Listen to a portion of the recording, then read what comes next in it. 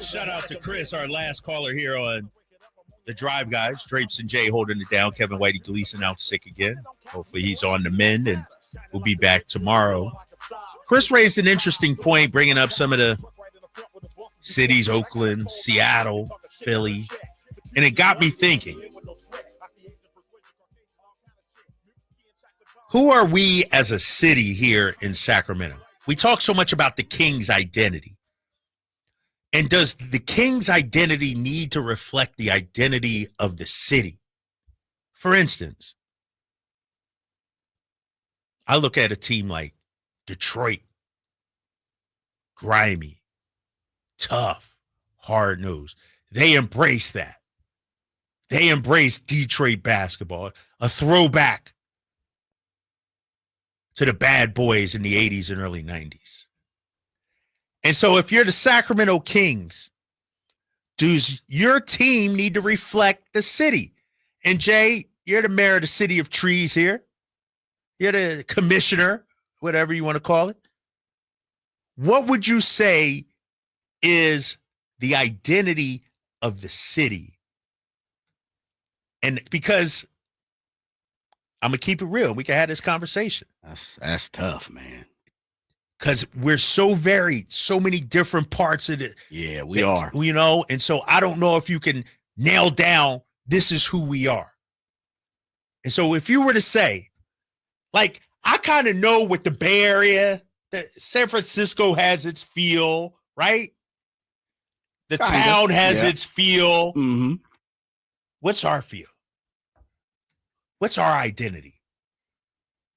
I feel like we've talked about this in certain forms. And I don't remember the young lady who called. And she said, and I'm paraphrasing here, we are a hardworking gumbo pot, but we are family orientated with a little bit of flash, right? Now, me throwing a little bit of flash on there is, of course, growing up here, being younger, being, having the opportunity as Sacramento to grow. I'm kind of in the golden era of seeing Sacramento grow compared to someone who might be 50, 60 years old. They would have a different interpretation of how the city operates. And I think if we asked our children, Drapes, they would say something different as well. Yeah. There's a lot more to do than it was for a 60-year-old here in Sacramento. The other part, so I used her base, her foundation, and I put the flash on there because I think, and I said this, and I don't know if you remember, there's not an identity crisis for Sacramento because we know who we are. There is an identity crisis sometimes in circles for some people. Hear me again, listeners. I don't need anybody to jump on. For some people, sometimes, and in certain circles, where we have to defend ourselves because we don't want to be the Bay Area's little cousin, little brother, right? We're the family to the Bay. When you talk to bosses, when you talk to, people who operate big figures, high profile people in the Bay, they don't look at Sacramento as their little brother. They look at Sacramento as a kin, a cousin, someone that is like-minded, sometimes need us to be in that argument to defend Northern California.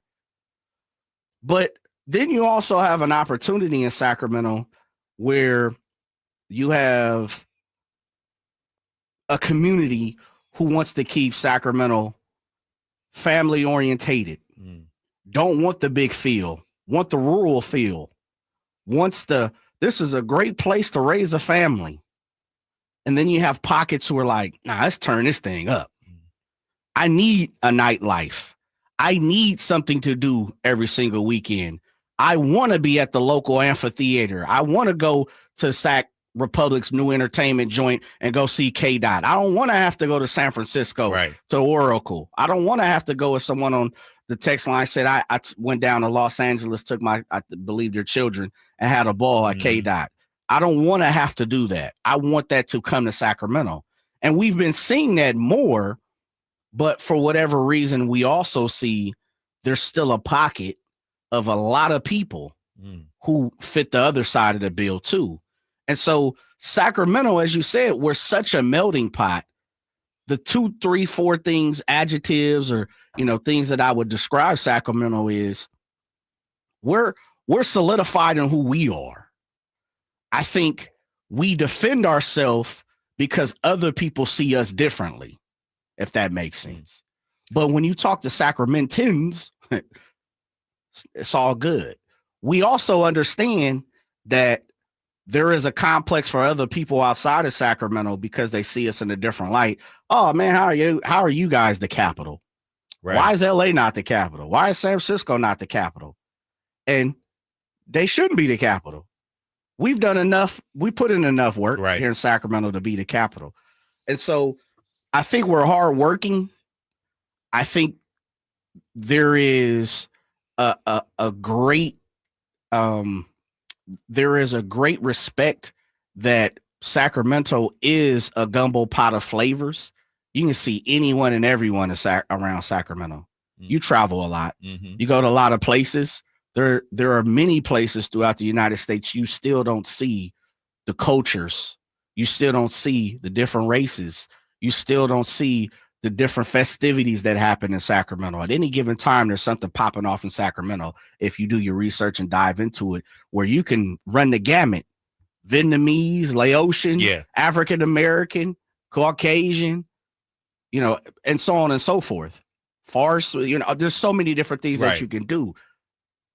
And so I think when you really sit down and look at it, we are a conglomerate of people that are welcoming, hardworking, and know when to hit the go button, but also are reserved enough to know, like, we are who we are. We don't have to continuously defend who we are. Now, sports world, that's a different situation. Right. But I set that as the foundation because I think that's the fiber of the people. Uncle B says we are blue collar, prideful underdogs. We're not blue collar though. See, I disagree. See, that's that. But this is. Let's have this conversation, Jay, because I'm listening to you. I'm reading what Uncle B says. Yeah. And I think that's part of the problem. We're not blue collar. If I say Detroit, I know what Detroit is. If I say Philly, I know what Philly is. New York, I know what New York is. Right. Miami, I know. LA, they got a certain type. Absolutely. Bay Area, the town. Yeah. We're a combination of everything. And I think that's what makes us great. Yeah. And that's why I laid the foundation of different cultures and races and festivities, is because unlike a lot of places, me living in LA, me living in the IE, me living in Houston, me living in Texas, me in all these different parts, playing throughout the country, traveling around the country, been blessed to be in, however many states and see different countries. Sacramento was special because we are one of those. We're like Toronto. You go to Toronto, you're liable to see anything, meaning people, color, height, size, festivity. It's a melting pot. As I say, it's gumbo. It's the roux. It's the shrimp. It's the chicken. It's the crab. That's what you see in Sacramento. I'm with you. I'm not 100% sure where we divulge ourselves when it comes to outside of Sacramento. Somebody says from the 916, I'll just read a few of these. Sacramento is a white collar farming community. Part of it. 916, fellas, 100% Sacramento is diverse. 28 languages spoken at McClatchy High School when my wife was a school counselor there. Believe it. 916, they don't have to rep the city. We just want a team that we're proud to support. 925, I wouldn't say the identity needs to reflect the city, but it definitely helps. I agree. And so I think when I look at, and we got a break coming up here in a second, when I look at Sacramento, we have a chip on our shoulder, which is a good thing. For sure. To say we're not the Bay. We're not LA. Is that the defensive part of it? You mean on the court or like? Well, I think that's the entire identity of Sacramento. Yeah, I think, and crossing over into sports consistently, Drapes. And you tell me, you were outside of here looking at Sacramento before you ever came here. Take yourself back to that time. Sacramento consistently has to defend itself. right. And this is something I've said. We don't have to do it. We choose to do it. But there's a reason why fans consistently do it. And I think that's a deeper conversation. It's because we haven't gotten the respect that we should get.